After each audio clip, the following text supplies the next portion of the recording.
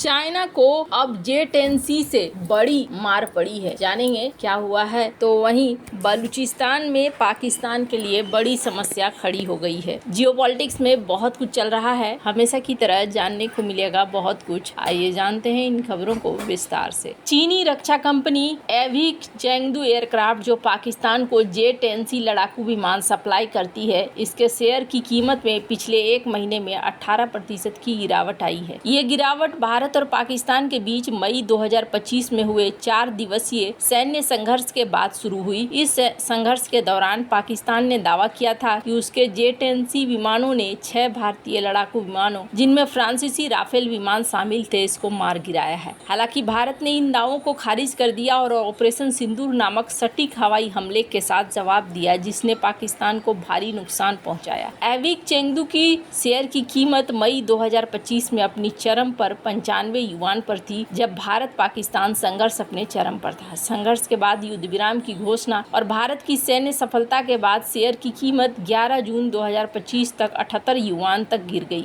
ये गिरावट भारत की ऑपरेशन सिंदूर की सफलता और पाकिस्तानी दावों के खंडन से जुड़ी हुई है। ये भारत की कार्रवाई के बाद देखने को मिला है। पाकिस्तान के दावे का खंडन भी हो गया। पाकिस्तान ने दावा किया था कि उसने 6 भारतीय विमानों, जिनमें 3 राफेल शामिल थे, उनको मार गिराया है। भारत के रक्षा स्टाफ प्रमुख जनरल अनिल चौहान ने इन दावों को पूरी तरह से गलत बताया। हालांकि उन्होंने ये स्वीकार किया कि भारत ने कुछ विमान खोए हैं। भारत ने ये भी खंडन किया कि पाकिस्तान ने आदमपुर हवाई अड्डे पर सुखोई 30 या S-400 प्रणाली को नष्ट किया है। एविक चेंगडू के शेयरों में गिरावट अन्य चीनी रक्षा कंपनियों जैसे कि Beijing navigation control, Jiangxi Hongdu aviation में भी देखी गई। ये गिरावट भारत की सैन्य सफलता और संघर्ष के कम होने से जुड़ी हो। दूसरी ओर पाकिस्तान द्वारा चीनी J-35 विमानों की खरीद की योजना से एविक सेन्यांग जैसे अन्य चीनी रक्षा शेयरों में उछाल भी देखने को मिला था। खैर, अब यहाँ पर सिर्फ एक देश यही नहीं है, बल्कि और भी कई देश हैं जहाँ पर चीन के हथियारों की विफलता देखने को मिली है। ये प्रणाली HQ-9, जिसने स्टील्थ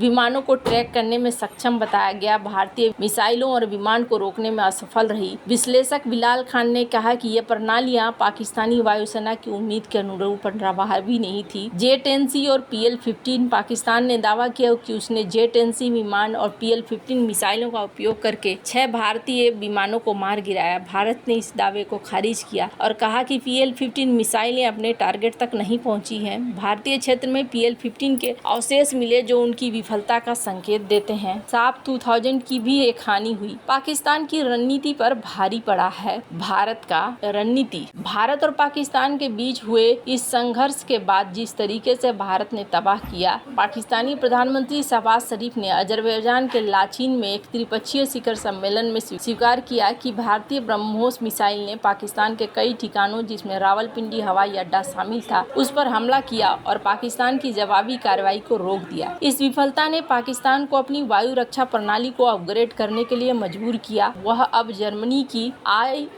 IRIS-T-SLM प्रणाली की तलाश कर रहा है, जो यूक्रेन में रूसी मिसाइलों और ड्रोनों के खिलाफ प्रभावी साबित हुई है।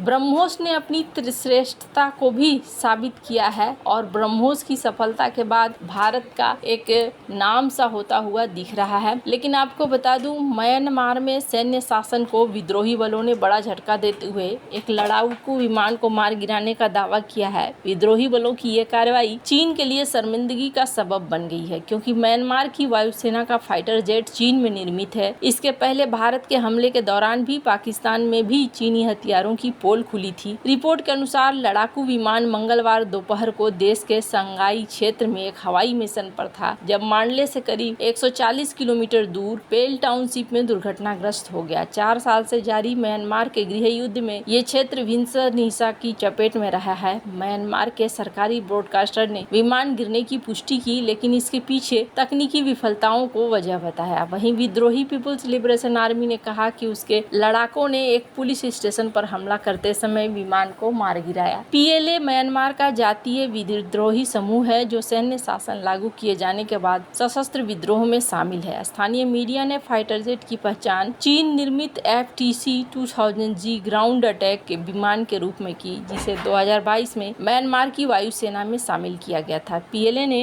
विमान के मलबे को आग की लपटों में दिखाया गया। कुछ दिन पहले ही चीन की सरकारी मीडिया ने FTC-2000G की तारीफ करते हुए इसे लागत प्रभावी और दोहरे उद्देश्यों वाले विमानों के रूप में बताया था, जो वैश्विक निर्यात के लिए तैयार है। चीनी विशेषज्ञों ने इन विमानों की सस्ती कीमत, युद्ध क्षमता और चीन के मजबूत रखरखाव समर्थन के लिए इनकी तारीफ करी, लेकिन मंगलवार को एक छोटे विद्रोही समूह ने जिस तरह से इसे मार गिराया, उससे जेट की प्रतिष्ठा को तगड़ा झटका लगा है। पहले भी गिराए गए चीन में बने हुए जेट थे, तो चाइना के मंसूबों को यहाँ पर एक तगड़ा झटका लग रहा है। और अब देखने को मिल रहा है कि पाकिस्तान भी चाइना को छोड़कर तुर्की, जर्मनी, इनसे अब बात कर रहा है, क्योंकि इसे भी डर लग रहा है कि अगर ऐसा ही चलता रहा तो इनके लिए मुश्किलें हो सकती हैं। वहीं भारत के डिफेंस की बात करें तो भारत का डिफेंस एक्सपोर्ट भी लगातार तेजी से बढ़ रहा है और भारत के रक्षा निर्यात ने वित्तीय वर्ष 2024-25 में रिकॉर्ड 23,622 करोड़ रुपए का आंकड़ा छुआ। साल 2013-14 में 686 करोड़ रुपए की तुलना में 34 गुना वृद्धि को दिखलाता है। ये उपलब्धि मेक इन इंडिया और आत्मनिर्भर भारत पहलों के तहत नीतिगत सुधारों, निजी क्षेत्र की भागीदारी और स्वदेशी विनिर्माण में नवाचार का परिणाम है। साल 2023-24 में रक्षा निर्यात 21,000 करोड़ था और अब जाकर ये 23,000 करोड़ रुपए पहुंच गया है। निजी क्षेत्र ने 15,233 करोड़ रुपए का योगदान दिया है, जबकि रक्षा सार्वजनिक क्षेत्रों में 8,389 करोड़ रुपए का निर्यात किया गया है। भारत अब 80 से अधिक देशों को रक्षा उपकरण निर्यात करता है, जिनमें Italy, Maldives, Sri Lanka, UAE, Poland, रूस, फिलीपींस, सऊदी अरब, मिस्र, इजराइल, स्पेन और चिली शामिल हैं। निर्यात किए गए प्रमुख उत्पादों में व्यक्तिगत सुरक्षा उपकरण,